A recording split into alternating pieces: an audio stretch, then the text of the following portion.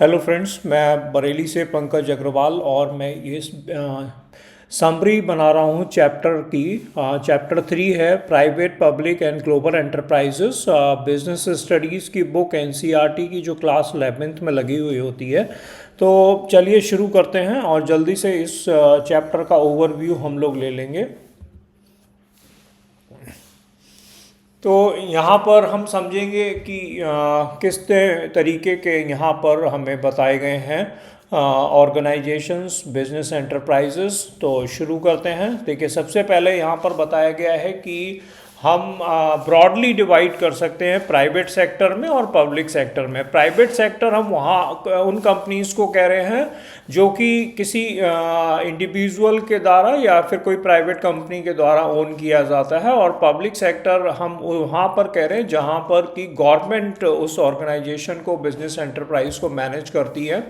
तो हम पहले समझेंगे यहाँ पर पब्लिक सेक्टर एंटरप्राइजेस के बारे में कितने तरीके के हैं। तो देखिए, सबसे पहले आ रहा है इसमें डिपार्टमेंटल अंडरटेकिंग।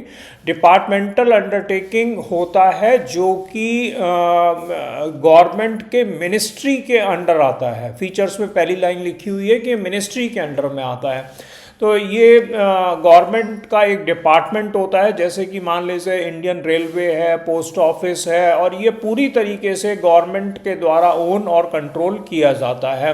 तो जो एम्प्लॉयज़ होते हैं वो गवर्नमेंट के एम्प्लॉयज़ कहलाते हैं, और इस तरीके के ऑर्गेनाइजेशन की कोई और अलग से लीगल एंटिटी नहीं होती है। इसका सारा फाइनेंस गवर्नमेंट के द्वारा किया जाता है।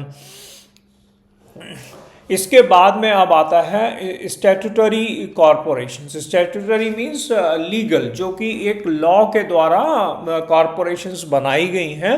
तो गवर्नमेंट ने स्पेशल पार्लियामेंट एक्ट और स्टेट लेजिस्लेशन से कुछ सेपरेट कंपनीज बनाए, कॉरपोरेशंस बनाए हैं, और ये क्या है, ये सेपरेट लीगल एंटिटी रखती हैं। जबकि इससे पहले जो अभी हमने डिस्कस करा था डिपार्टमेंटल अंडरटेकिंग, उनका जो है वो लीगल एंटिटी नहीं थी। यहाँ पर लीगल एंटिटी है, जैसे कि एलआईसी हो सकता है, आरबीआई हो सकता है।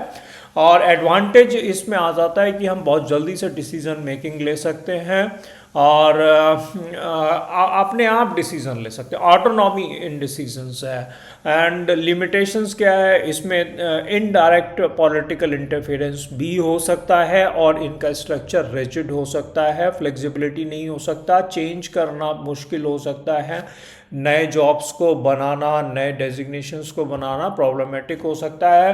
थर्ड आता है गवर्नमेंट कंपनीज। गवर्नमेंट कंपनीज आ रही हैं कॉरपोरेशंस के बाद में। तो ये वो है जहां पर कम से कम 51% कैपिटल गवर्नमेंट के द्वारा ओन करी जाती है, और ये रजिस्टर्ड होती हैं कंपनीज एक्ट 2013 एक्सेट्रा के अंतर्गत, जैसे कि ओएनजीसी है, सेल है, बीएचईएल है। ये भी सेपरेट लीगल एंटिटी हैं। यहाँ पर एडवांटेज में ये बताया कि भाई एफिशिएंट मैनेजमेंट हो सकता है, फ्लेक्सिबिलिटी ज़्यादा हो सकती है डिपार्टमेंटल अंडरटेकिंग के कंपैरिजन में। अब बताया कि भाई पब्लिक सेक्टर का रोल क्या चेंज हो रहा है। देखिए, जब हमें इंडिपेंडेंस मिला था उस समय पब्लिक सेक्टर का रोल था कि वो इकोनॉमिक ग्रोथ लेके आए कंट्री में। रीजनल इम्बैलेंसेस थे, कुछ तो एरिया थे जो ज़्यादा डेवलप्ड थे, कुछ एरिया कम डेवलप्ड थे, उसको दूर करे, एम्प्लॉयमेंट जनरेट करना। पर 1991 से ये चेंज होता चला गया, और अभी गवर्नमेंट प्राइवेटाइजेशन, लिबरलाइजेशन की बात कर रही है। और अब गवर्नमेंट केवल चाहती है कि वो जो स्ट्रेटेजिक बहुत इंपॉर्टेंट सेक्टर्स हैं वहीं पे काम करे, और डिसइन्वेस्टमेंट कर रही है वो नॉन एसेंशियल एरियाज़ में। तो जब हम डिटेल में जाएंगे तो इनको समझेंगे और ज़्यादा। अभी ओवरव्यू ले रहे हैं। ये पब्लिक सेक्टर का रहा। प्राइवेट सेक्टर काफ़ी हमने डिस्कस कर लिया था प्रीवियस वाले वीडियो में, और अभी जो एक चीज़ बच रही है वो ले रहे हैं मल्टीनेशनल कॉरपोरेशंस। तो देखिए, मल्टीनेशनल बन रहा है, मल्टी माने बहुत सारे और नेशंस माने कंट्री। तो ऐसी एक ये कॉरपोरेशन या कंपनी है जो कि बहुत सारे कंट्रीज़ में काम करेगी, इन्वेस्ट करेगी, बिजनेस करेगी।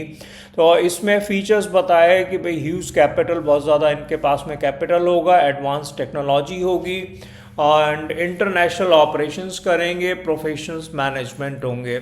इम्पैक्ट क्या पड़ेगा, इस इकनॉमी में अच्छा इम्पैक्ट पड़ सकता है, एम्प्लॉयमेंट को बूस्ट कर सकता है, एक्सपोर्ट को बूस्ट कर सकता है, but can lead to market dominance and culture influence. तो ये इसमें हो सकता है कि कुछ निगेटिव कॉन्सिक्वेंसेस भी हों।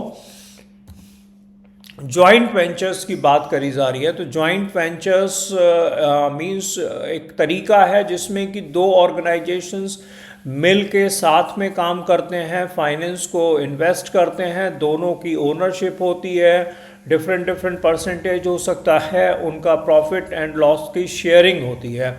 तो ये कोलैबोरेट करते हैं, ये share risk capital and profit, जैसे कि Maruti Suzuki, okay.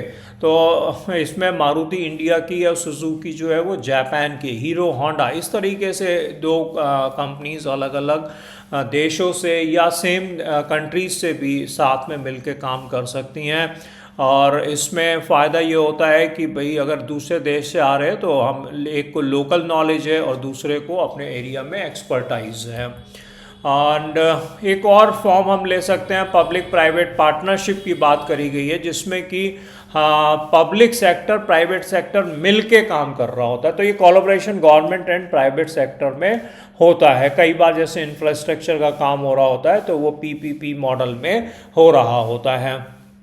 And it aims to combine the efficiency of the private sector with the social responsibility of the public sector। तो public sector को माना गया कि भाई वो social responsibility ज़्यादा fulfill कर रहे हैं और welfare का नज़रिया रखते हैं, और जो प्राइवेट सेक्टर है वो अपना एफिशिएंट बढ़िया काम करता है। तो इन दोनों के एडवांटेजेस को कंबाइन करने की कोशिश की गई। Thank you so much. ये रहा चैप्टर 3 का ओवरव्यू समरी, बहुत फास्ट हमने 7 मिनट्स में कंप्लीट कर ली है।